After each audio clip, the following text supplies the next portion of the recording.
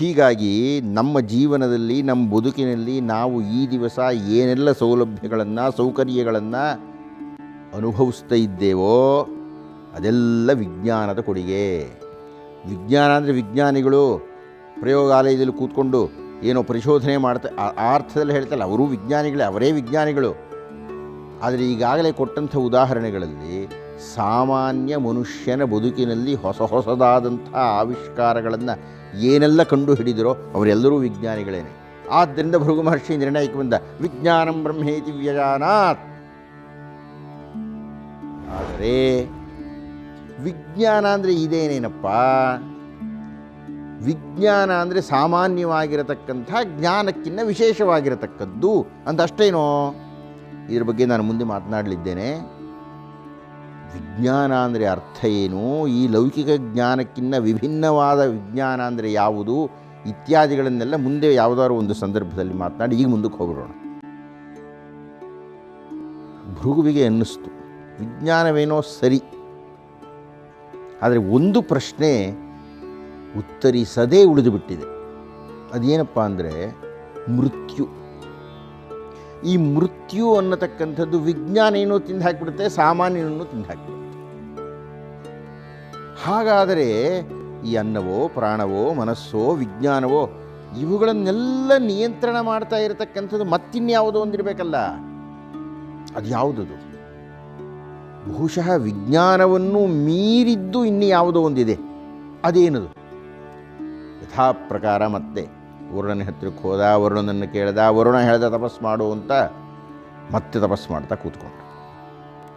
ತಪಸ್ಸು ಮಾಡಿ ಮಾಡಿ ಮಾಡಿ ಮಾಡಿ ಮಾಡಿ ಮಾಡಿ ಮಾಡಿ ಕೊನೆಗೆ ಆತನಿಗೆ ನಿಸ್ಸಂಶಯವಾಗುವಂತೆ, ಸಂದೇಹರಹಿತವಾಗುವಂತೆ ಒಂದು ಅದ್ಭುತವಾಗಿರತಕ್ಕಂತಹ ದರ್ಶನ ಆಗಿಬಿಡ್ತು. ಓಹೋ, ಇದಕ್ಕೆ ವಿರುದ್ಧವಾದದ್ದು ಇಲ್ಲ, ಇದನ್ನು ಬಿಟ್ಟರೆ ಮೇಲೆ ಏನೂ ಇಲ್ಲ ಅಂತ ಒಂದು ನಿರ್ಣಯಕ್ಕೆ ಬಂದು ಆತ ಘೋಷಣೆ ಮಾಡಿದ. ಆನಂದೋ ಬ್ರಹ್ಮೇತಿ ವ್ಯಜಾನಾತ್ ಆನಂದಾಧ್ಯೇವ ಖಲ್ವಿಮಾನಿ ಭೂತಾನಿ ಜಾಯಂತೆ ಆನಂದೇನ ಜಾತಾನಿ ಜೀವಂತಿ ಆನಂದಂ ಪ್ರಯಂತ್ಯಭಿಸಂವಿಶಂತಿ. ಆನಂದ ಅನ್ನತಕ್ಕಂಥದ್ದು ನೋಡಪ್ಪ, ಅದು ಬ್ರಹ್ಮನ್. ಏನು ಆನಂದ ಅಂದರೆ ಸಂತೋಷವೇನ್ರಿ? ಅಲ್ಲ. ಸಂತೋಷ ಅಂದರೆ ಅದಕ್ಕೆ ತದ್ವಿರುದ್ಧವಾದ ದುಃಖ ಅಂತ ಇದೆ. ಸ್ವತಂತ್ರ ಅಂದರೆ ತದ್ವಿರುದ್ಧವಾದ ಅತಂತ್ರ ಅಂತ ಇದೆ. ಮುಕ್ತಿಗೆ ಯಾವುದೂ ವಿರುದ್ಧವಾದ್ದಿಲ್ಲ, ಆನಂದಕ್ಕೆ ಯಾವುದೂ ವಿರುದ್ಧವಾದ್ದಿಲ್ಲ. ಆನಂದ ಅಂದರೆ ಏನು?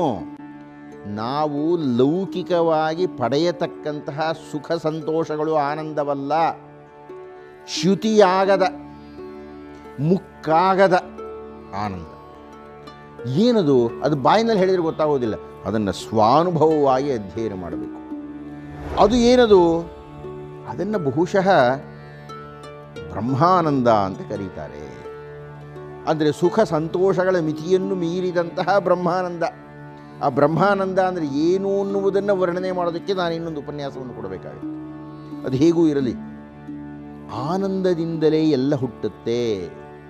ಆನಂದಾಧ್ಯೇವ ಖಲ್ವಿಮಾನಿ ಭೂತಾನಿ ಜಾಯಂತೆ. ಬಹಳ ಸಹಜ. ಗಂಡು ಹೆಣ್ಣು ಅನ್ನತಕ್ಕಂಥದ್ದು ಆನಂದದಲ್ಲಿ ಮಿಲಿತವಾದಾಗಲೇ ಸೃಷ್ಟಿ ಕಾರ್ಯ ಆಗತಕ್ಕಂಥದ್ದು. ಆನಂದೇನ ಜಾತಾನಿ ಜೀವಂತಿ. ಅರೆ, ನಾವೇನು ಬೆಳಗ್ಗೆ ಎದ್ದು ದೇವರನ್ನ ಕಷ್ಟ ಕೊಡಪ್ಪ, ಸಂಕಟ ಕೊಡಪ್ಪ, ಬಿದ್ದೋಗ್ಲಪ್ಪ, ಜ್ವರ ಬರಲಪ್ಪ ಅಂತ ಕೇಳ್ತೀವ? ಸುಖವಾಗಿಟ್ಟಿರಪ್ಪ, ಸಂತೋಷವಾಗಿಟ್ಟಿರಪ್ಪ ಅಂತಲೇ ಕೇಳೋದು. ಅಷ್ಟೇ ಅಲ್ಲ, ನಮ್ಮ ಜೀವನದ ಪ್ರತಿಯೊಂದು ಘಟ್ಟದಲ್ಲಿಯೂ ನಾವು ಸುಖವಾಗಿರೋದಕ್ಕೆ ಪ್ರಯತ್ನ ಪಡೋದು. ಜೊತೆಗೆ ಕೊನೆಗೇನ್ರಿ ಕೇಳ್ತೀವಿ? ದೇವರೇ ನಿನ್ನ ಪಾದಾರವಿಂದಕ್ಕೆ ಸೇರಿಸ್ಕೊಳ್ಳಯ್ಯ, ದೇವರೇ ಸ್ವರ್ಗಕ್ಕೆ ಕಳಿಸಪ್ಪ, ನರಕಕ್ಕೆ ಕಳಿಸು ಅಂತ ಯಾರೂ ಕೇಳೋದಿಲ್ಲ. ಇನ್ನೂ ಹೇಳಿದ್ರೆ ವೈಕುಂಠಕ್ಕೆ ಹೋಗಬೇಕು ಅಂತಾನೆ. ಅಂದರೆ ಸತ್ತ ಮೇಲೂ ಸುಖವೇ ಬೇಕು ನನಗೆ ಅಂತ ಬಯಸತಕ್ಕಂಥದ್ದು ಒಂದು ಜೀವಿಯ ಅತ್ಯಂತ ಅವಿಭಾಜ್ಯವಾದಂತಹ ಆಸೆ. ಅಂತ ಭೃಗು ಮಹರ್ಷಿಗಳು ಹೇಳ್ತಾ ಇದ್ದಾರೆ, ಈ ಆನಂದ ಅನ್ನತಕ್ಕಂಥದ್ದೇ ಬ್ರಹ್ಮನ್.